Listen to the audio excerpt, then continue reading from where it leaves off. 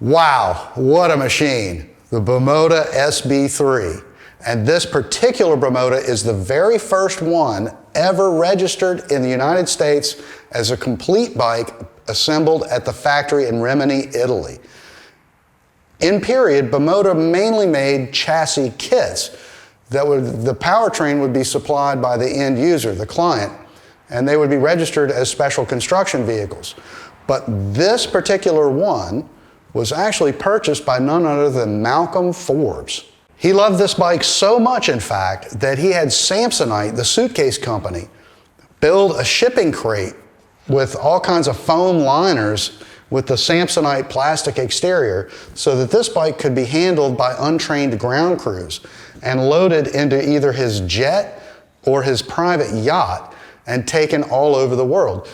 Malcolm Forbes loved this motorcycle and rode it everywhere. But enough about Malcolm Forbes. I'm way more interested in the man responsible for the design of this machine, Massimo Tamburini. Founded in 1973, Bimota, and Bimota, the word itself, is a portmanteau. That means that it's three of the first two letters, the last names of the founders of the company, Bimota, the ta being Tamburini. Tamburini is mostly associated with the Ducati 916 and the MV Agusta F4 in the modern era, but this is really where he started. And there's something really special about these early Bimotas. They're all handmade. They're not reconciled for mass production or a design exercise, a commercial industrial design profit-making thing. These bikes are really special. The SB2 and SB3 really represent an insight into the way that Tamburini's mind worked. Not only was he a very clever motorcycle designer, he was also a craftsman who knew how to use his hands, and he wasn't afraid of the work. Beneath this delightful hand-laid fiberglass bodywork are some really cool engineering features. Let's get her undressed and have a closer look. Now that we've got the bodywork off, what an incredible chassis. It's just so interesting to look at. The SB3 is the evolution of the SB2. The SB2 having a Suzuki GS750 engine, the SB3 having a GS1000 and a little bit more restrained bodywork. But they're essentially the same concept. Now, when I say SB, what I mean is Suzuki, which is the engine manufacturer, Bimota, which is the chassis manufacturer, and 3, which is the third bike that Bimota built with Suzuki power. Nevertheless, to get this beautiful GS1000 engine into the chassis, they actually had to remove the little Mickey Mouse chrome cam covers to make it fit. I think that the GS1000 is actually the best of the Japanese air-cooled four-cylinders in period. Although I've had some bad luck with them myself and have the broken bones to show for it. Let's have a look at how it fits into this chassis. This is what's known as a full perimeter chassis, meaning that the chassis wraps around the engine itself. To bolt the two halves of this chassis together, Tamburini came up with these amazing conical joints. Now, most steel frame motorcycles today use a very crude lap joint with a couple of bolts. These joints are incredibly expensive and difficult to make, but they're stronger than the steel that's welded to them. Speaking of welds, this chassis has one of the most amazing set of TIG welds I've ever seen. The only bike I've ever seen that had more professionally and beautifully done TIG welding is possibly a Confederate.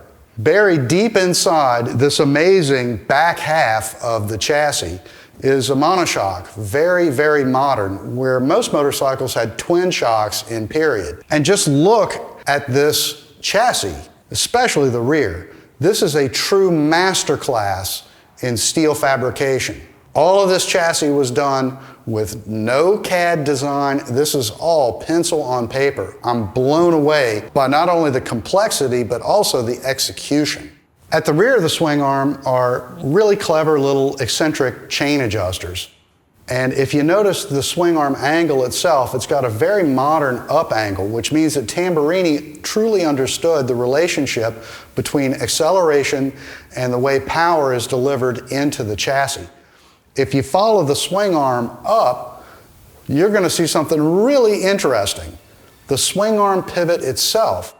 What he did was he made the swing arm pivot concentric with the transmission output shaft. That means that the chain itself never experiences alternating tension as the swing arm goes through its motion. The swing arm pivots on this motorcycle are so complicated. Genius, but complex. The front forks are Marzocchi. The wheels are Campagnolo with triple Brembo disc brakes. Pretty much the best stuff that could be had in period.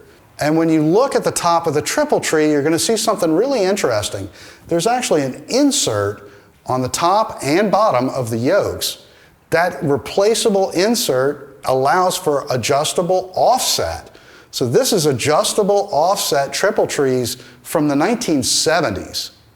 Truly advanced. One of my favorite parts on this motorcycle is the kickstand. It is hands down the worst kickstand that I've ever tried to use.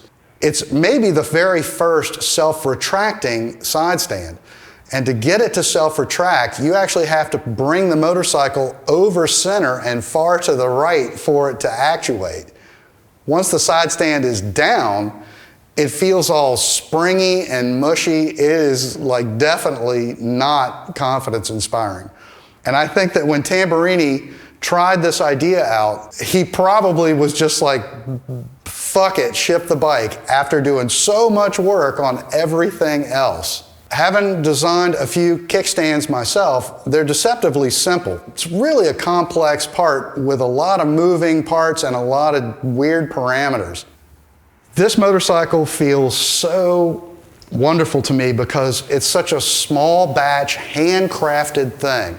And there are compromises here and there. I totally understand that. After working in companies with shoestring budgets, but incredible passion, I really get it. And I can feel the love radiating off of this machine because of the love that was put into it. In 1994, when I was just a dumb kid in art school, mainly into like custom bikes and hardcore choppers, there was this cover of Cycle World magazine, and on that cover, the Ducati 916.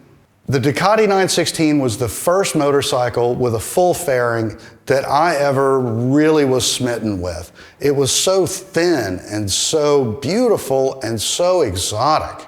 In the copy of that article that Alan Cathcart wrote, he did an interview with Massimo Tamburini. This was the first time that I became aware that there was such a thing as a motorcycle designer.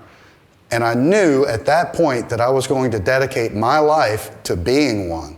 Thank you, Mr. Tamburini, for all the creative energy and hard work. You are not forgotten. I'm JT Nesbitt. Thanks for watching.